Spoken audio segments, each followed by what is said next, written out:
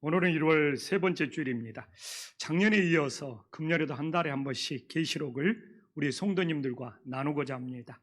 오늘은 요한이 편지를 보내는 7교회 중에 사도교회를 통하여 우리 성도님들과 함께 은혜를 나누었으면 좋겠습니다. 앞으로 버가모 교회 한 교회만 더 다루면 7교회를 모두 다루게 됩니다. 당시의 사대 지역은 금과 은으로 화폐를 만들어서 사용할 정도로 세상의 문화가 가장 앞서가고 발달한 지역이었습니다.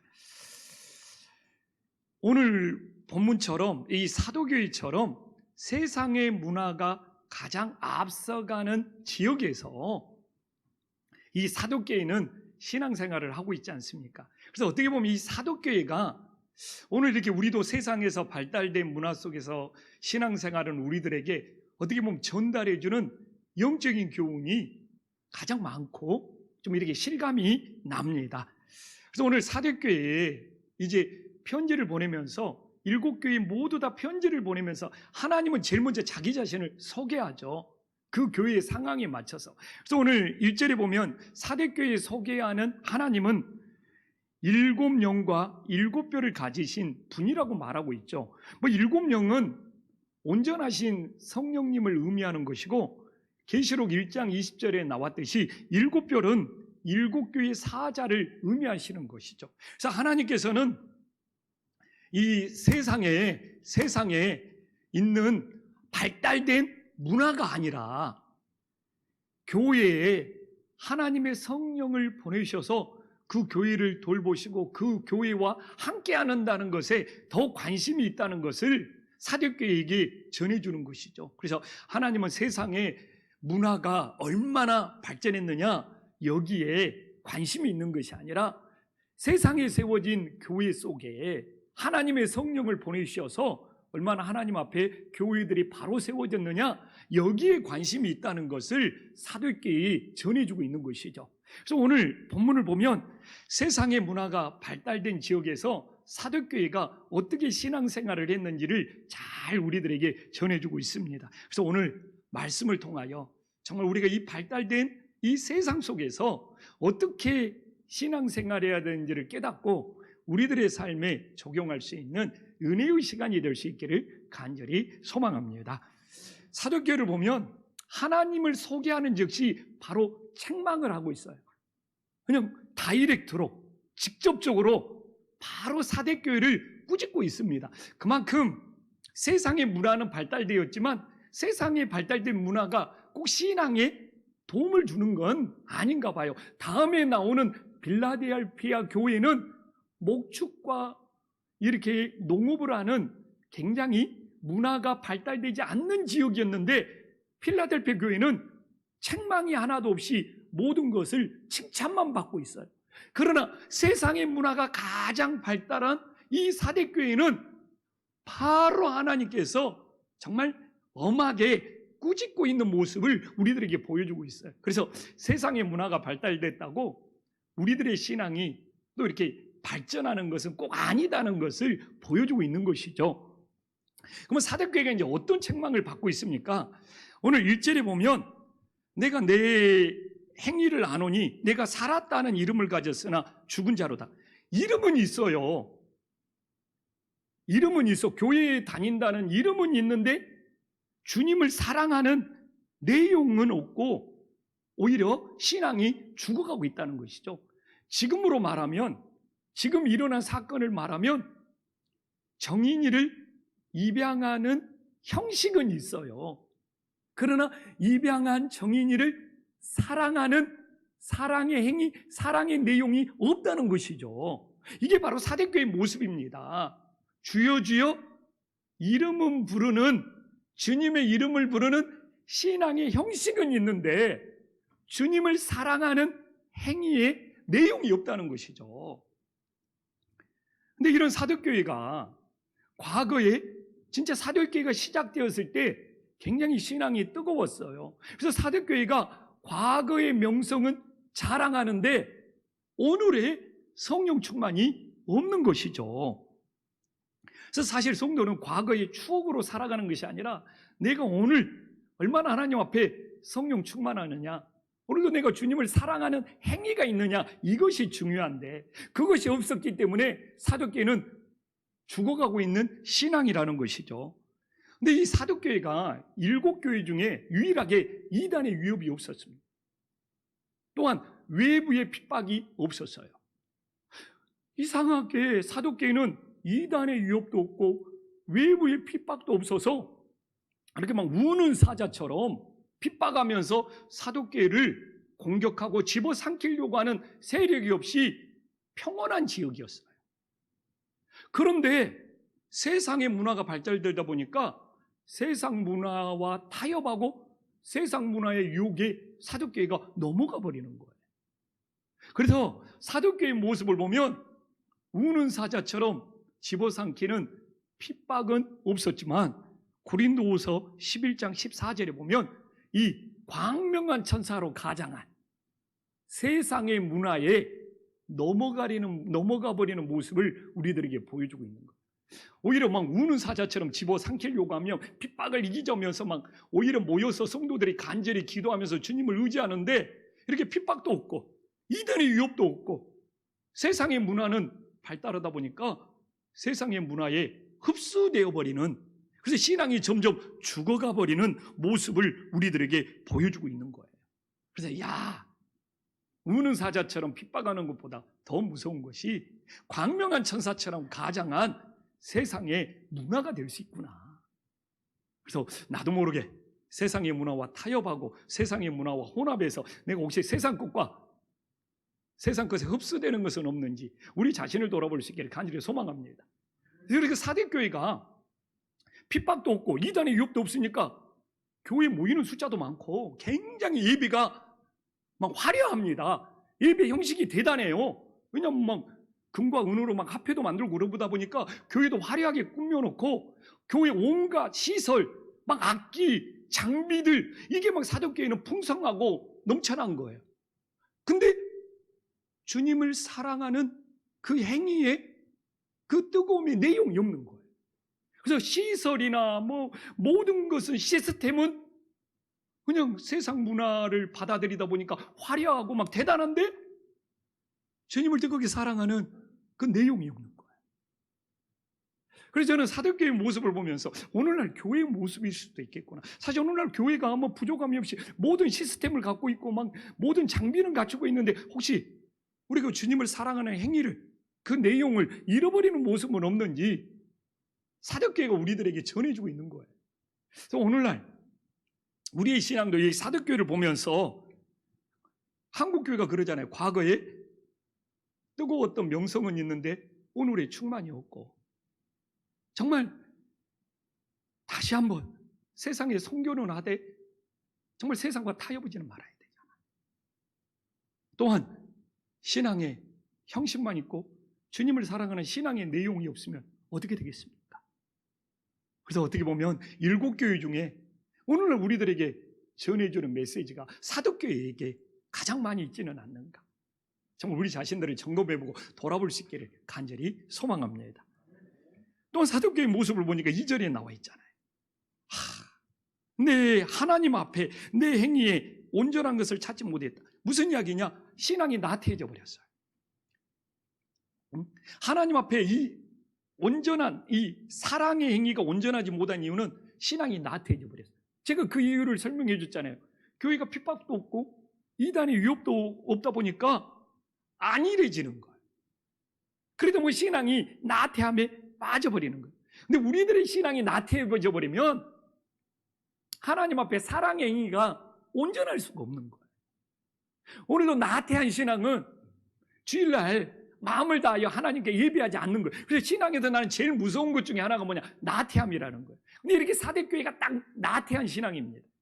핍박도 없고 이단의 위험도 없고 고난도 없다 보니까 안일무사주의에 빠지고 그 안일함이 나태한 신앙이 되어서 그 신앙이 점점 죽어가고 있더라는 것이죠. 그래서 오늘 그 안일함으로 나태함에 빠져서 서서히 죽어가는 것에 대해서 2절에 뭐라고 합니까? 깨어나라는 거죠. 일깨어.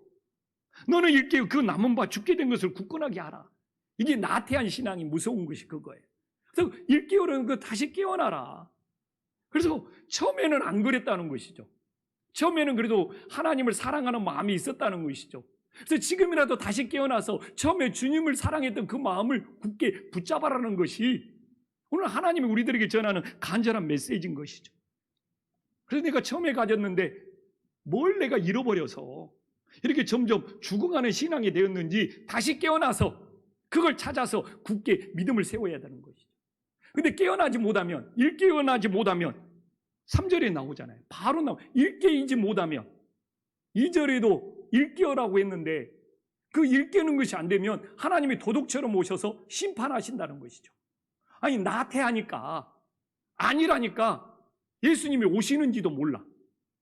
그러니까 주님이 도둑처럼 온다는 것은 나태해서 안일하게 신앙생활을 하다 보니까 주님을 기다리는 마음도 없고 주님이 오시는지도 못 오고 일깨어서 깨어나지 못하기 때문에 하나님의 심판을 받을 수밖에 없다는 것을 우리들에게 전해주고 있는 것이죠.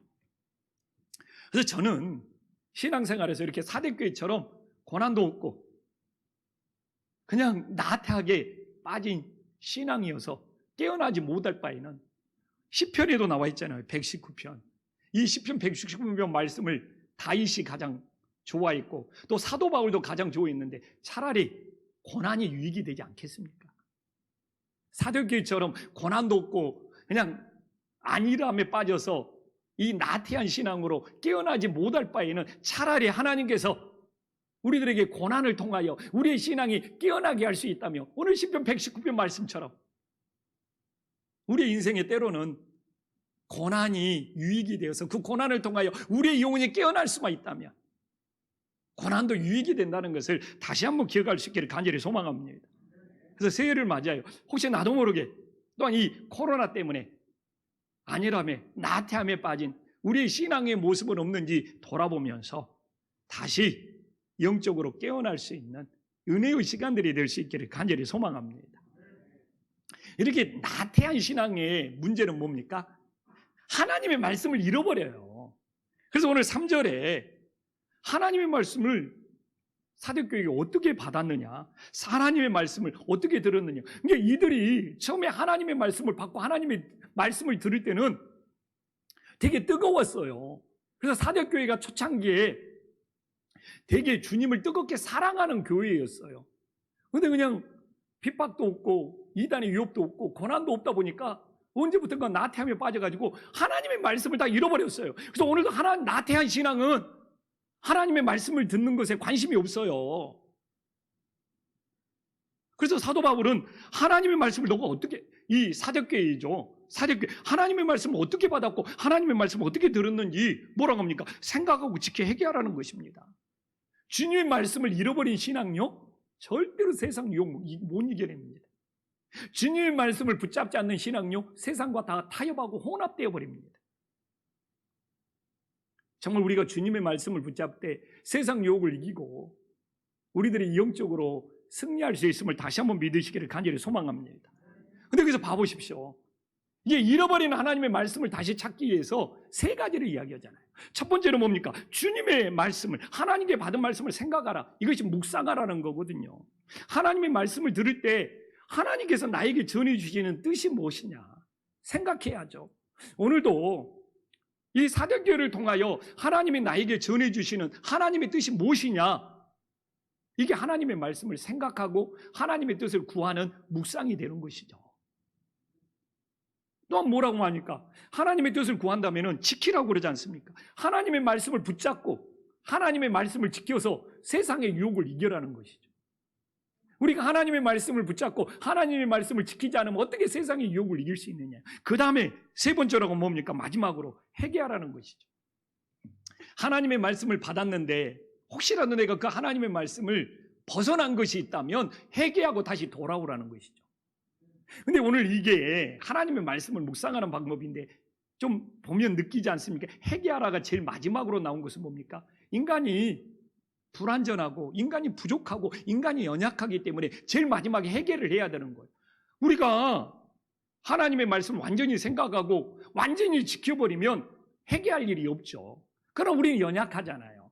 내가 오늘도 아무리 하나님의 말씀을 생각하여 하나님의 뜻을 구하고 아무리 하나님의 말씀을 지키려고 발버둥 치더라도 나도 모르게 하나님의 말씀을 지키지 못하고 떠난 것이 있다면 회개하고 다시 돌아오라는, 참 이 사대교회가 우리들에게 참 잘 전해주는 것 같아요.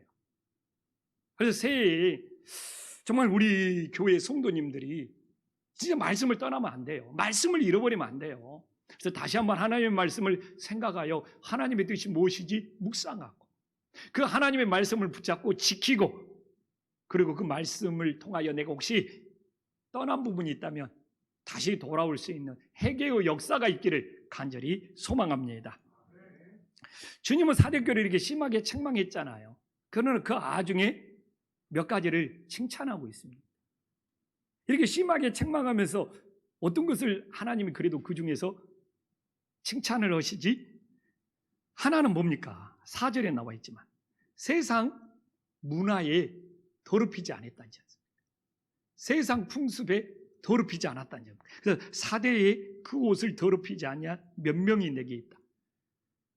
이 세상 문화에, 세상 풍습에 더럽히지 않는 몇 사람이 있었다는 것이죠. 그러면 나머지는 뭡니까? 제가 말했잖아요. 사대교회는 핍박도 없고 고난도 없어서 모이는 사람들이 많았다고. 그럼 나머지는 세상 문화에 혼합되고 세상 문화에 타협해서 그들의 옷이 더러워져서 죽어가는 영혼들이 대부분이라는 것이죠. 그래서 이게 사도교회를 보면 하나님께서는 주여 주여 이름을 부르는 숫자가 많은 양보다, 그 안에 진짜 말씀을 생각하고 지키고 회개하는 그 진짜가 몇 명이 남아있느냐, 하나님은 이걸 보신다는 거잖아요. 오늘날 교회가 너무 숫자 우리 교회는 이만큼 숫자가 많다, 이만큼 우리 교회는 자석수가 많다, 이 숫자를 내세우는 것 같은데, 사도교회를 보면 하나님은 얼마나 많은 숫자가 있느냐, 그것이 아니라 세상과 타협하지 않고 더럽히지 않는 그 몇 명을 주님은 주목하고 칭찬하고 있다는 것이죠. 근데 제가 요새 집에 가면 좀 제 책을 좀 읽었습니다. 그래서 한 주 동안 기독교 역사라는 책을 제가 다시 한번 읽을 수가 있었는데, 기독교 역사의 책을 초대교회부터 중세교회, 근대교회까지 쭉 읽으면서 느낀 것은 교회예요. 교인들의 숫자가 증가하잖아요. 반드시 교회가 부패하고 영적으로 타락하더라고요. 초대교회가 그렇게 영성이 뜨거웠는데 313년 밀라노 칙령 이후에 기독교가 로마의 국교가 된 이후에 교인들의 숫자가 엄청 증가했는데, 그 교인들의 숫자가 증가하자 그 로마 교회는 타락하더라. 중세에도요, 교황의 권한이 세지면서 정말 숫자가 엄청 늘었는데 그 중세교회는 결국 부패하고 타락하더라고요. 그리고 또 산업혁명이 발달해가지고 막 근대화되면서 이게 막 교회에 사람들이 모여들기 시작했는데 그 교회는 또 반드시 타락하더라고요. 영국으로 막 청교도가 넘어가서 영국에서 미국으로 청교도가 넘어가서 미국에 막 청교도가 막 신대륙을 건설하면서 막 그 교회를 중심으로 사람들이 모여들었는데 또 자유주의 물결이 들어와서 미국에 있는 청교도 교회가 또 타락하더라고요. 근데 왜 그럴까요? 근데 교회의 역사를 오늘날까지 쓰면 한국 교회도 교인들의 숫자가 많이 모이다 보니까 한국 교회도 역시나 지나온 교회의 역사처럼 타락하더라, 이렇게 기록이 될 것 같아요. 교회의 역사를 보니까. 근데 또 놀라운 것은 교인들의 숫자가 많아져서 영적으로 타락하면 하나님은 반드시 종교 개혁가를 보내셔서 새롭게 하시더라고요. 로마가 국교화되어서 타락하자 하나님은 어거스틴을 보내셔서 새롭게 하시고, 중세교회가 타락하자 하나님께서는 루터나 칼빈을 보내셔서 또 이렇게 새롭게 하시고, 또 영국이 발달하면서 타락하자 하나님은 존 웨슬러나 찰스 웨슬러를 보내서 또 그들을 새롭게 하시고, 하나님의 역사 속에서. 근데 공통점이 있어요. 하나님께서 숫자가 많아져가지고 교회가 타락할 때 하나님이 쓰시는 종교개혁자들의 공통점이 있어요. 어거스틴이나 루터나 칼빈이나 웨슬러나 모든 사람의 공통점은 하나님의 말씀, 성경을 꼭 붙잡고 성경으로 돌아가더라고요. 어거스틴도 얼마나 성경을 연구하고 성경을 가르쳤는지 몰라요. 루터나 칼빈도 정말 오직 믿음으로 오면서 이 성경책을 붙잡았기 때문에 종교개혁이 가능해요. 웨슬러 형제도 영국 성경회가 숫자는 많이 모이고 부패하고 타락했기 때문에 다시 이들도 웨슬러도 진짜 성경 말씀 붙잡고 교회를 새롭게 개혁했어요. 근데 이게 선교사님들도 똑같습니다. 선교사님들이 선교지에 나가면 어떤 선교사님들을 쓰느냐? 이 선교의 아버지, 근대 선교사의 아버지를 윌리엄 캐리라고 합니다. 이 윌리엄 캐리는 영국에서 구두 수송공이었거든요. 근데 인도로 선교를 갑니다. 근데 윌리엄 캐리는 살아서 막 인도 사람들이 많이 전도하지 못했어요. 근데 윌리엄 캐리가 한 위대한 일이 있었어요. 세상에 인도에서 선교를 하면서 40개 나라로 성경을 번역했어요. 이 인도에 있는 인도의 부족 언어가 많잖아요. 막 벵갈어, 그것뿐만 아니라 중국어로도 성경을 번역하고요. 버마어로도 성경을 번역하고. 근데 윌리엄 캐리를 보면 대단합니다. 하나님의 말씀이 들어가지 않냐면 저들의 영혼을 살릴 수가 없구나. 이걸 깨달은 거예요.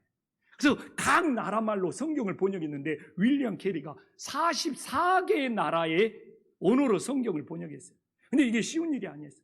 이 아내와 자녀 둘이를 데리고 갔거든요. 인도 가서 자녀 둘이가 전염병으로 죽습니다. 아내도 우울병에 시달리다가 이 세상을 떠나요. 그러나 윌리엄 캐리는 말씀이 들어가야지 인도 영혼, 말씀이 들어가야지 모든 영혼이 살릴 수 있다고 끝까지 선교지에서 말씀을 그 나라 사람들의 말로 번역하다가 죽습니다. 그래서 윌리엄 캐리 그 이후에 온 선교사님들이 윌리엄 캐리가 번역한 성경 말씀을 그들에게 전해가지고 놀라운 선교의 역사가 지금까지 이어져 내려오는 거예요. 그래서 교인 숫자가 증가해가지고 영적으로 부패하고 타락하잖아요. 그러면 하나님께서 사용하시는 사람은 결국 말씀을 붙잡고 오직 믿음으로 들어가는 사람들을 하나님이 그 시대에 사용하셔서 새롭게 하는 것이 기독교 교회의 역사더라고요. 근데 지금도 한국 교회가 진짜 숫자가 많아졌어요. 근데 이렇게 숫자가 많아지면 부패하고 타락. 그럼 결국 이 시대에 하나님이 쓰시는 사람은 누구냐? 다시 말씀으로 들어가고 그 말씀 속에서 믿음을 붙잡는 사람을 하나님이 사용하시는 거예요. 그래서 오늘날도 우리가 이 사도계를 보더라도 핍박이 없고 고난이 없어서 주여 부르는 숫자만 많이 모이면 못합니까? 오늘 본문의 4절을 보더라도 몇 명 없지 않습니까? 진짜가. 흰옷을 입은 더럽히지 않는 믿음의 사람들이 몇 명 없지 않습니까? 그래서 하나님은 진짜를 찾고 계신다. 그래서 우리는 오늘날 이 세상 문화의 교회가 흔들릴지라도 끝까지 정말 세상에 더럽히지 않는 하나님의 말씀을 붙잡고 믿음을 지키는 주님의 자녀들이 될 수 있기를 간절히 소망합니다. 또한 하나님이 칭찬하는 자는 누굽니까? 4절에 나오잖아요. 합당한 자를 칭찬하잖아요. 근데 어떤 사람이 합당한 자입니까? 하나님과 함께 다니는 자가 합당한 자입니다. 하나님과 함께 다니는 자가 합당한 자인 거예요. 그러면 하나님과 함께 다니기 위해서는 어떻게 해야 됩니까? 하나님과 교제해야죠. 하나님과 함께 다닌다는 것은 하나님과 함께 기도하고 하나님과 함께 예배드리고 하나님의 말씀을 붙잡고 하나님과 영적으로 교제하는 자가 하나님과 함께 다니는 자가 되고 영적으로 교제해서 하나님과 함께 다니는 자가 하나님과 함께 하면서 합당한 자가 되는 것이죠. 오늘날 예전에도 있었지만 오늘날 코로나 시대에 부쩍 많아진 이유 말들이 뭔지 압니까? 예배를 안 드려도 본인의 삶이 예배라는 거. 기도를 안 해도 본인의 삶이 기도라는 거. 예전에 있을 수 있었는데 지금 이런 말들을 굉장히 많이 씁니다. 이건 궤변이고 합리화시키는 것이죠. 저는 분명히 말합니다. 하나님 앞에 구별된 예배가 있어야지 그 예배가 삶으로 연결되어서 삶으로 이어져서 삶의 예배자가 되는 것이죠. 또 그 삶을 가지고 하나님 앞에 나와서 구별된 예배를 드려야지 그 삶이 모아져서 하나님 앞에 예배를 드리는 것이죠. 근데 주일날 구별된 예배를 드리지도 않으면서 나는 삶의 예배야, 삶의 예배야 이런 사람들이 예전에도 있었지만 코로나를 통하여 더 많아지고 있는 거예요. 저는 가정도 괜찮아요. 이런 환경 속에서 장소를 꼭 구별할 수는 없습니다. 전염병 시대에는 뭐 기독교 역사를 보더라도 흑사병 시대가 있었고 많은 전염병들이 있었어요. 그러면 우리가 가정에 있을지라도 하나님 앞에 구별된 예배가 있어야지 그 예배가 삶으로 연결되어서 삶의 예배자가 되는 것이죠. 저는 기도도 똑같습니다. 나는 삶의 기도야. 아니에요. 하나님 앞에 기도하는 시간들이 있고 그 기도에서 하나님 앞에 했던 그 고백들이 내 삶 속에서 지켜져야지 삶의 기도가 되는 것이죠. 그리고 내 삶에 있었던 문제를 하나님 앞에 붙잡고 나와서 기도해야지 삶의 기도로 연결이 되는 것이죠. 그래서 하나님 앞에 이렇게 주일날 예배하는 시간도 없으면서 나는 삶의 예배자야. 하나님 앞에 기도하는 시간도 없으면 나는 삶의 기도야. 참 이런 이야기들이 많아지는 이 시대를 보면서 이건 죽어가는 신앙이다. 그 말 자체가 나쁜 건 아니지만 반드시 가정에서든 교회에든 내가 하나님 앞에 영과 진리로 예배를 드리고 그 예배가 삶으로 연결될 때 삶의 예배자가 되는 거고, 내가 하나님 앞에 기도했던 그 고백들이 내 삶에서 지켜질 때 삶의 기도가 되는 것이지.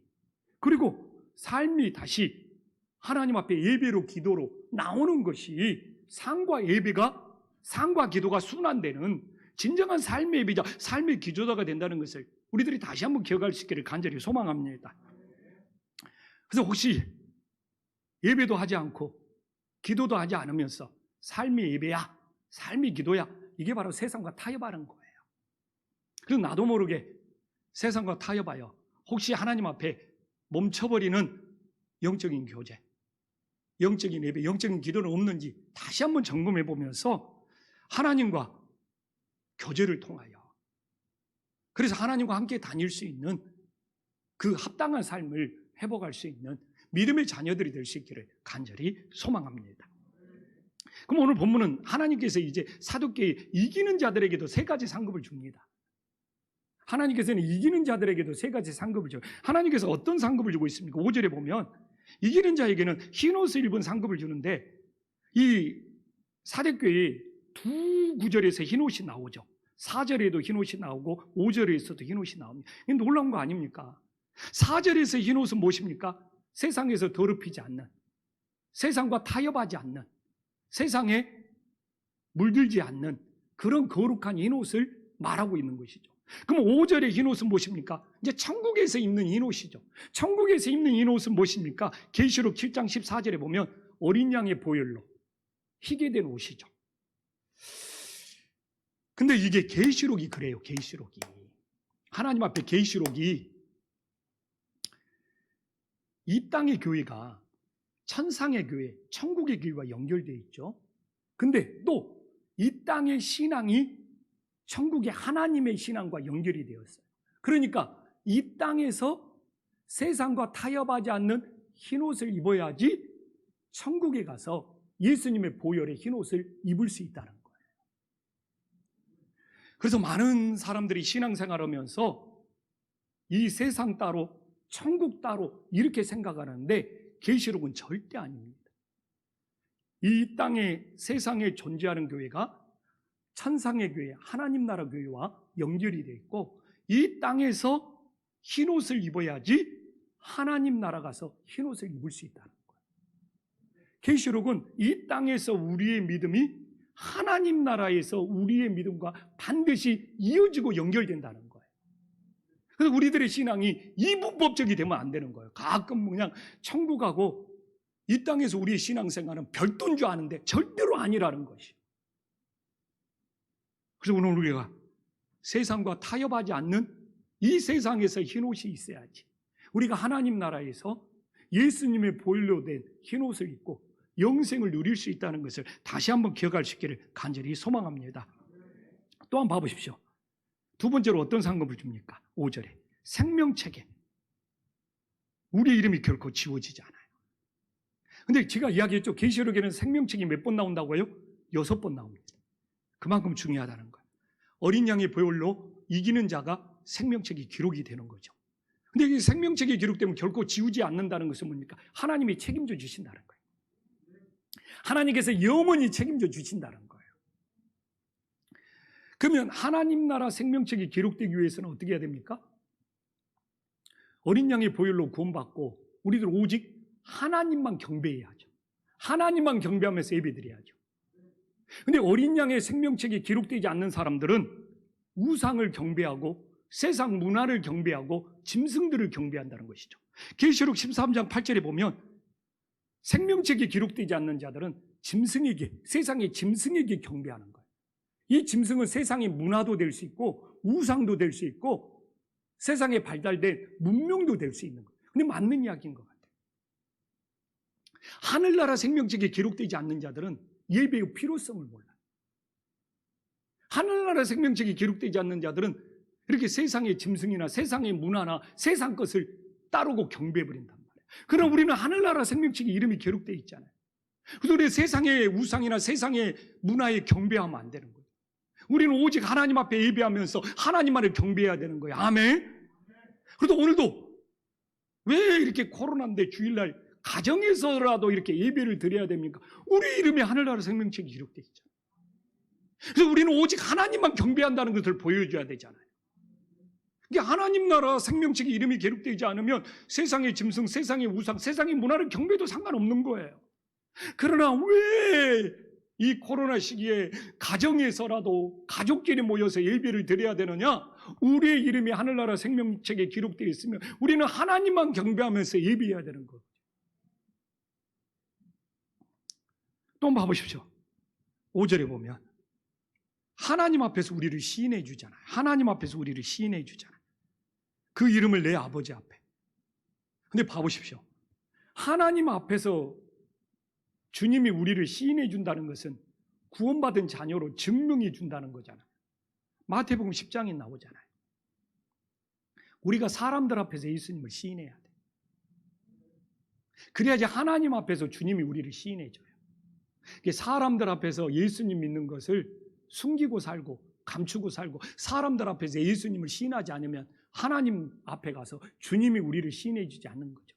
이것도 연결되잖아요. 내가 살아있을 때 사람들 앞에서 주님을 시인해야지 죽어서 하나님이 앞에 갔을 때 예수님이 나를 시인해 줘서 구원받는다는 거죠. 이 땅의 신앙이 하나님 나라로 연결되어 있다는 거예요. 근데 오늘 사대교회를 보면 세 가지 상급이 다 생명이 구원받는 거예요. 어린 양의 흰옷을 입는 거, 생명책에 기록되는 거, 주님이 우리를 시인하여 구원해 주는 것이 내 생명이 다 구원받는 상급이에요. 왜 이 세 가지 상급이 다 내 생명이 구원받아서 영원히 사는 걸까요? 하나님이 주시는 최고의 상급은 내 영혼이 구원받아 영생을 누리는 것보다 더 큰 상급은 없다는 거예요. 이게 최고의 은혜가 됨을 믿으시기를 간절히 소망합니다.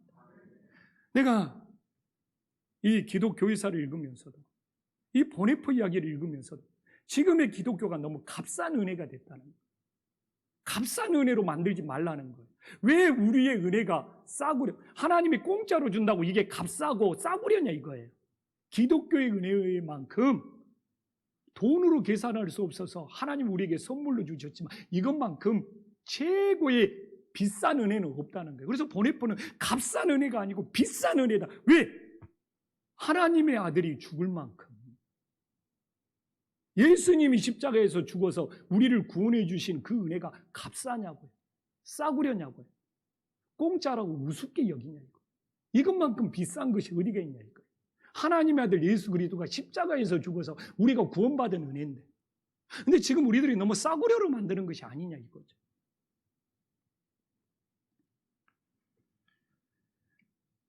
오늘날로 와봅시다. 코로나로 교회가 진짜 비난받고 있잖아요. 사람들 앞에서 주님을 시인하는 거 부끄럽습니다. 시인해야 되는데 지난주 장로님 한 분과 담소를 나눌 수 있었어요. 장로님이 정인이 입양한 이야기를 자고 나누면서 막 가슴이 아프고 막 눈물도 나왔다고 그러더라고요. 근데 정인이를 입양한 부모가 목사님 딸, 목사님 아들이라는 이야기를 전해주니까 장로님이 더 충격받는 거예요. 어떻게 그럴 수 있냐? 어떻게 그럴 수 있냐? 그래서 어디 가서 예수님 믿는다, 사람들 앞에서 시인하는 것이 부끄러워요. 부끄러워요.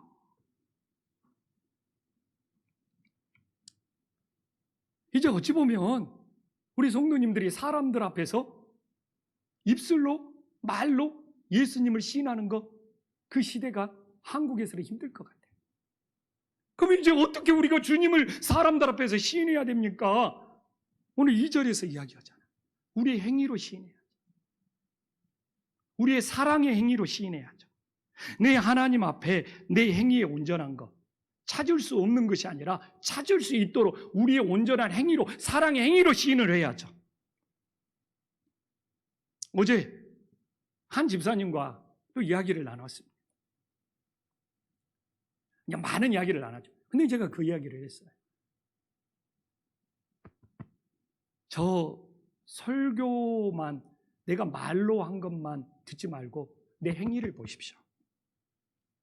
내 행위가 내 설교와 연결되어야지 진짜입니다. 내가 개척교회 19년 동안 내 행위가 어떠했습니까? 그걸 보고 집사님 믿음을 세우십시오. 제 행위를 이야기를 했습니다. 한국교회 설교만 잘하면, 설교로 웃기면 사람들이 숫자가 우르르 모입니다. 왜 행위를 안 보죠? 왜 사랑의 행위를 안 보죠? 왜 정직한 행위를 안 보죠? 왜 거룩한 행위를 안 보죠? 그러면서 한국교회가 숫자가 늘어난다? 이거 진짜 아니지 않습니까?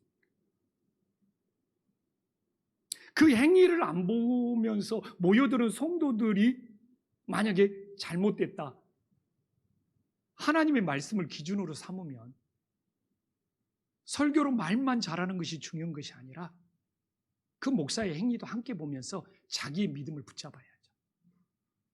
그러나 설교만 잘하면, 설교로 웃기면 우르르 사람들이 모여서 인기를 얻는 것이 한국교회 수준이잖아요. 이제 말로 사람들 앞에서 주님 시인하는 시대는 지났습니다. 우리들의 사랑의 행위, 우리들의 정직한 행위, 우리들의 온전한 행위로 사람들 앞에 주를 시인해야 됩니다. 그래야지 이 땅이 기독교가 사는 길이에요. 더 이상 말로 주를 시인하는 시대는 지나갔습니다. 그러나 우리들이 아직도 정신 못 차리고 그 사랑의 행위를 보지도 못하고 본인이 사랑의 행위를 나타내지도 못하면 소망이 없는 거예요.